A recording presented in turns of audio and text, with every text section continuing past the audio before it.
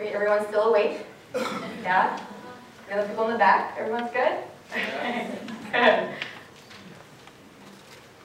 So, it was a warm summer night, and I was with my parents, and we were on our way to our family ranch.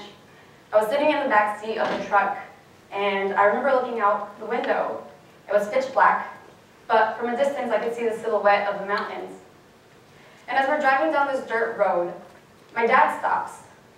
And I look over, and I see that there's an abandoned vehicle in the middle of the road. And I noticed that a tire is missing, but no one's in sight. Within less than 5 seconds, 5 men come from the dark and surround the truck. I was 13 when I had an AK-47 aimed at me.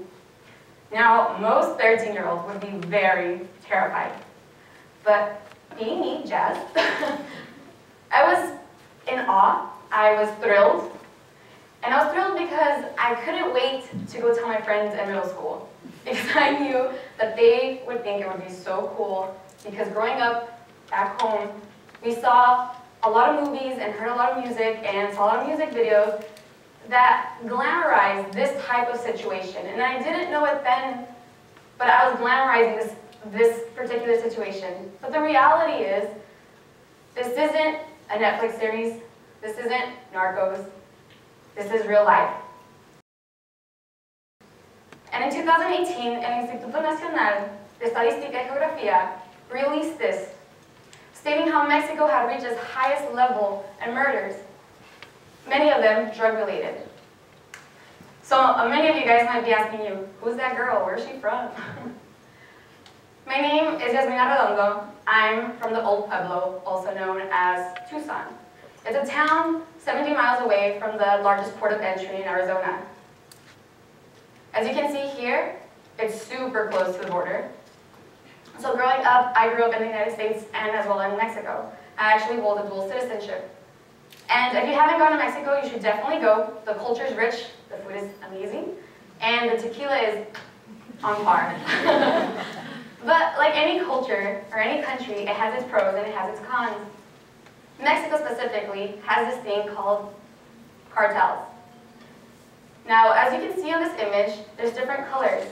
And these represent different organized crime groups and subgroups that control certain areas. And as within the past couple of years, they've developed this culture called narco culture. Experts define this as a growing subculture around drug trade.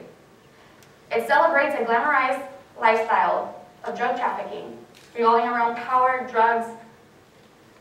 And in the recent years, it has gone mainstream, and you can see it in pop culture, fashion, music, and videos. So to actually understand a little bit more what narco culture is, we look at this image. And at first sight, like myself, I was like, wow, that looks like a big party, and I hope they would have invited me. But the reality is, we need to take a step back and see the hidden messages that are in this image. And it's going to paint us another picture than what we first thought. And we'll start off at the end. There is a skull, which represents the deaths that's around this culture. And as we move to the other side, we see the product that fuels drug trafficking. And as we move up, you can see that there's a hand or 2 hands, one holding a gun and one holding what seems to be like a machete. And all 4 men are wrapped in a belt of bullets, which represent how violence and weapons control people, manipulate people to do certain things and be a certain way. And speaking of that, we can go to the man that's on the bottom. He's actually not holding an instrument.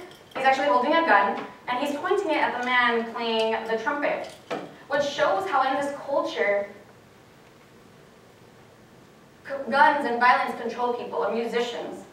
When I was in high school, I had a friend who wanted to be an artist, who wanted to be a musician, and he went to Sinaloa in Mexico, and when he came back, he told me, he shared an experience with me, and he said that he had gone to a party to play, but since the party without music, there is no party, right? So he kept playing and playing. He played so much that his fingers started bleeding. And he said, I couldn't stop because the party must go on. This is the culture. And as we continue to analyze this image, we see how the man on top holding the guitar is actually wearing a belt with money signs. What does that mean? This is how high fashion is incorporated into this culture. How the flashier, the better. Because this is connected to wealth. And wealth is connected to power and who you are in society. And we also see it in the bracelets and the accessories. But most importantly, there's religion and how religion is represented in here. How although this image might be filled of sin, they still believe that anything bad that you do, it might still be forgiven. And growing up, there was this movement called El Movimiento Alterado, which is basically a group of different artists who sung narco corridos. Narco corridos are songs that talk about and glamorify drug trafficking. This group is called Los Bucanes del Culiacán. It's a group that's part of that other group. And I actually saw them in high school. I think I saw them like twice, yeah. And as you can see here, they represent and have the weapons that we saw at the first picture. But what's even more fascinating is that this group participated in a documentary called Narco Cultura. And the vocalist at the time, Edgar Quintero, talked about how he sung and wrote songs. But until a certain point, he had never actually been to Mexico. Now, this just represents how people are able to exploit a certain culture for their own benefit. Because they know what people want and this image that's portrayed that is needed. And we also see the men on the side. They cover their faces and they represent sicarios. Sicarios are hitmen hired by cartels. And they have their face covered because they don't want to be identified. And it's very interesting because this is also fashion, believe it or not. When I was in high school, during Halloween, while most people were dressing up like superheroes, there was a group of boys who dressed up as sicarios. And I remember I was with a friend, and she's like, dang, look at those guys, Jazz, they're so hot. But you couldn't actually see them because they had their faces covered. But then I thought, now as I reflect back, it's not who they are or how they look, it's what they portray themselves to be. A person in power, and the goals that we have back home of like, I'd rather not aspire to be a doctor or whatever. Why not marry one of these guys who has money, who has power, position? But this is part of the culture, and sometimes we see these images and we don't really understand it, and we hear things like lyrics. So I'm going to try to sing this, guys, so please don't boo me off. It goes, con un cuerno de chivo y bazooka en la nuca, volando cabezas al cabeza. And I promise I didn't hear the song before I practiced, like I swear. So I can sing this song continuously. And I can go with the beat. And it's not because I heard the song on Spotify. It's because it's so ingrained into me that 15-year-old Jazz sung this song over and over. I heard my brothers playing it. I remember staying at the stoplight, and the guy next to me was bumping it up. But when you actually take a step back and you start looking, what did you say? What are you talking about? We see that they're actually saying, with an AK and a bazooka, taking aim, blowing off heads of whoever gets in the way. This is what youth back home sing. However, with all of this, with violence and guns, there's something called death. And at first sight, we look at this image, and it's not a city, I promise. It's actually a cemetery, believe it or not. It's a cemetery in Sinaloa. Some consider it the Narco cemetery. And it shows how in this culture there's a lot of wealth. And as I mentioned, a lot of us aspire growing up to be something great. A lot of people back home aspire to be something like this. That although you might die in this, with death comes a glamorous, like you die with very glamorously. And you're very, very glamorously, like Arturo Beltrán Leiva, aka the boss of the bosses. This is not a church, this is not a mansion, this is a tomb. And it's estimated to cost $650,000. It has 2 bedrooms, has a kitchen, Wi-Fi, 24-hour air conditioning. This is better than my house here. But it just shows how people want to be these drug lords. And amongst all of this, you have beauty, and how young girls aspire to be beauty queens. But although they want to be something bigger, because of the culture, it suffocates us. We sometimes find ourselves in a different position, like Laura. Laura was crowned Miss Belleza, but she was dethroned because she was caught with her then boyfriend, who was part of the Juarez cartel. As you can see here, she's there. But what's even more fascinating is that Laura inspired a film called Miss Bala. It's about a girl in Baja California who wants to be a beauty queen, but just because of the situation and the culture that limits herself to even go beyond things, beyond borders, she's forced into this thing called drug trafficking. And although we might think this is a culture in Mexico or in the border, not too long ago, the same film was remade, and maybe some of you sitting in the audience saw this film called Miss Bala as well, which starred Gina Rodriguez, who stars in Jane the Virgin. So it shows how, although this is a culture, people still want a piece of the action. And this is film, but it's also in television. This is La Reina del Sur. So growing up, I would come home, finish my homework from 5 p.m. to maybe 11. Every hour would be a different novela, a different soap opera. But La Reina del Sur started at 10 p.m. and the majority of us are usually sleeping. But it broke records. Everybody was watching it. And then recently, this series, a second series, was just released. And within the first week of its trailer, it broke records, having 8.1 million views within the first week, and that's only the trailer. And that just shows that although we might think that this is not relevant, it still is.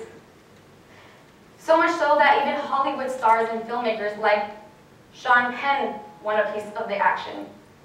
And as you can see, that's Kate del Castillo on the side, which stars as La Reina del Sur. And the guy in the middle, many of you guys might know him. He was in the Forbes billionaire list. His name is Joaquin Guzman Loera, a.k.a. El Chapo. He was recently charged a couple pretty near us in New York.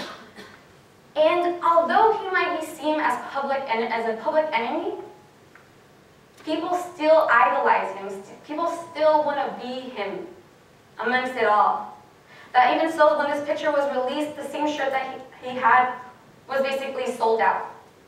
And recently, his wife got the rights to his name and just announced that she's starting a fashion line because she wants the world to have her husband's style and her style. And then even in Mexico, when drug lords are caught, they usually have this big press conference to show that they're winning the war on drugs. But it's interesting because although they might seem like that, it's actually using them to portray something, to influence the youth. This is La Barbie. When he was caught, this picture was released. And what he's wearing, the polo, like many of us might have a polo, is considered the Narco polo. Within days, you saw it in the black market. And because a lot of times, these people that aspire to be these people, they can't afford a $150 shirt. So they have to find another way. This is narco culture. This is what I grew up in. I know the songs. I'm not a bad person, I promise. I'm the youngest of 3. I'm the only girl. I'm the first to continue my higher education. And when I was at the University of Arizona, completing my undergrad, I was exposed to different cultures for the first time. I was like, wow, what do you mean that the world is bigger than just Tucson? What do you mean that there's different food than tacos? What? And I joined a lot of clubs because I was just so fascinated. I was like in shock. It's like a kid in the candy shop, like, wow. I joined the Model UN, and I was really inspired by these conversations of saving the world, and I became like a UN junkie. I was like, wow, I want to change the world. I want to learn more. Even so, I was so inspired by these people who had these global experiences that at the time, I had a credit card. I remember I was out of a class, and I was like, you know what? If I don't do this, I'm never going to do anything. And I bought a ticket, and I found myself in Japan. That was definitely not Tucson. I definitely did not hear any Narco corridos. But it was such an amazing experience. I fell in love with pork buns. The architecture was amazing. I was so motivated that a couple months later I found myself in the jungle. Yeah, in Panama, where we're stripped away from everything that I knew, literally. And I was so intrigued by the world that I even found myself backpacking. And typically people back home will not live like this at all. I didn't even tell my dad I stayed at a hostel. He would have been like, what? But I found myself backpacking, and I found this love for this global experience of trying new food, hearing new music, dancing, laughing, having these conversations like these boys. I was in Cuba, and I was talking to these boys, and we were talking about their situation and their challenges. And I was sharing my own challenge, my own background. And it's these global conversations that we have that are important, because you never know who you might inspire, who you might motivate to push the boundaries, push the borders, go beyond what you think you can do. And I challenge you guys to have these global conversations, to share your experience. And as my journey continues, I found myself again in the plane, and I'm looking out this window, and I hear the pilot say, "Thank you for joining us. Welcome to Boston." Thank you.